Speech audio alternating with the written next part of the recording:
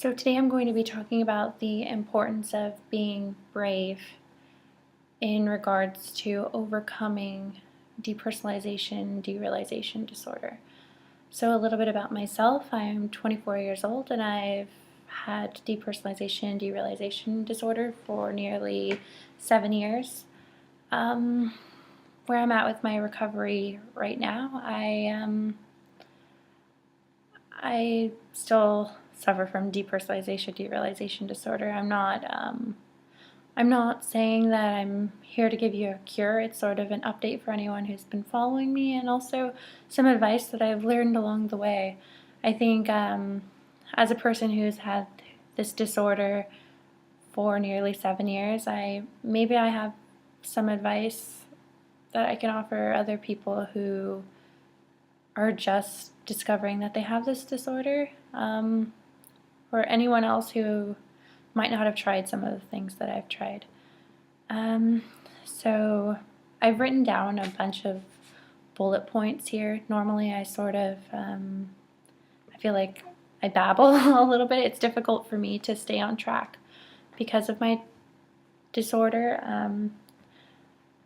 So my mind just goes whoo, and if you can bear with me, then please keep watching, but if not, then I'm just gonna keep going. So I guess in regards to being brave, I realized that this disorder has completely ruined so much of my self-confidence, and I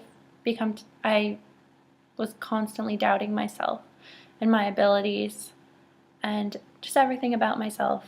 So I went to college, I graduated from college, I did everything that I told myself I wanted to do because I thought if I finish this and this and this and finish this on my checklist, then I'm going to be happy. I'm going to recover from this disorder. And that's not how it worked out. I'm 7 years in and I still have this disorder and I have this checklist. And I'm only realizing now that these checklists, finishing these checklists and your goals and your dreams really, really do contribute to overcoming this disorder. But first and foremost, you have to understand that that journey is a part of the rest of like the things that you need to be fixing inside. And maybe some of the things that I say will be considered corny to some people, but I truly believe everything that I'm sharing with you. So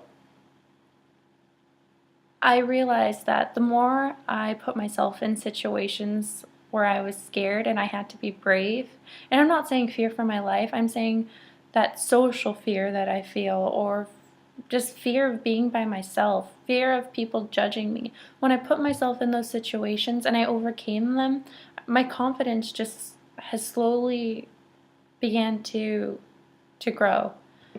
And I realized how important it has been for me to love myself, because I don't think that I loved myself very much in the past. I resented myself. I thought I was weak. I thought I was all sorts of things. I dug myself a hole and I laid there and I thought, if I lay here long enough, maybe I'll die. And I don't know how many people have experienced that with their depersonalization, derealization disorder. I've kind of been avoiding saying those words from my prior videos, but that's the truth. The world isn't always rainbows and butterflies. That's my truth with my experience with this disorder. I reached a point where I didn't know what to do. I had spoken to doctors. I've reached out with my family. I've taken medication. Medication just made me loopy and made me depressed and made me all sorts of things. And then I felt like a failure, and just like a bunch of things adding together just made me think, I don't want to do this anymore. And I feel like that's a really sad place for someone so young to think this world is too much. This world I can't handle anymore. It's not real. How can this be real? And somehow I felt like dying was the solution. And I'd never really done anything to put myself in danger, but my thoughts brought me to that point.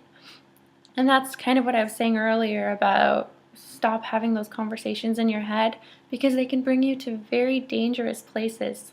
Like they brought me places where I'm still too embarrassed to say the things that I was thinking in my head, but I think I can't even believe that those things were going through my head, and that's because I was having those conversations with myself instead of saying it out loud. Like once again, I'm not saying I know everything. I'm just a person trying to recover from this disorder too. And so I met some people who were in the military and told like very high-ranking positions, people who went on special missions, and they told me that they were selected for their position because of their ability to depersonalize and disassociate. And they told me stories of how children were shooting at them from trees because drug lords had taken their families hostages, or how people were, like their comrades or their friends were, like fellow men were dying right beside them. And they were chosen for that for a reason. They were chosen because they could disassociate from that, because they can continue that mission without being completely affected by it. And for me, that's sad. It's sad that I have that trait, because for me, I'm a human and I want to feel. I'm not in a war. I'm in a war with myself, but this is not a war zone. I'm just trying to live life. I just want to feel and see beautiful things and see the world for what it is. They had to turn off that switch, but I want to turn mine back on. And so for me, being strong and being brave means allowing myself to feel again. And that was scary. Like I used my depersonalization as a method of protecting myself. I had to. That's just what my life was like. I needed to protect myself because no one else would. And I'm at a point in my life where I don't have to do that anymore. There's no like danger, really. There's no like physical threat. There's nothing that other than myself. And I wrote here, don't fake it until you make it. Make yourself feel it. Tell yourself to see it. Be in the moment. Laugh, cry, tell someone you love them, or just tell yourself. And it goes back to that self-love, which is incredibly important, that not a lot of people can truly understand, because when you can love yourself, when you know how to love yourself, you can learn to love anyone else or the rest of the world. Like you can't truly love anyone else until you know how to love yourself. I think this disorder has definitely taught me empathy. I've learned to remove myself from the equation, and it's taught me how to love myself and the world on a level that I'm not sure that many other people can say that they've really understood. When you take yourself out of the equation and you observe and you can see other people hurting, and sometimes that experience, or at least for me, that experience through like feeling their pain as my own started to make me, like sparked something in me to bring life back into me. I've been ashamed about my disorder and about myself, so many things about myself for most of my life, and I'm slowly starting to peel that away. And I'm peeling that away through courage. I feel like it takes a lot of courage to say how you feel with the possibility of rejection, the possibility of people are going to judge you.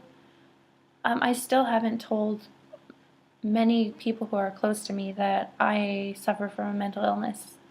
I still don't have the courage to say that. Maybe one day I will, but I'm just too scared to be judged.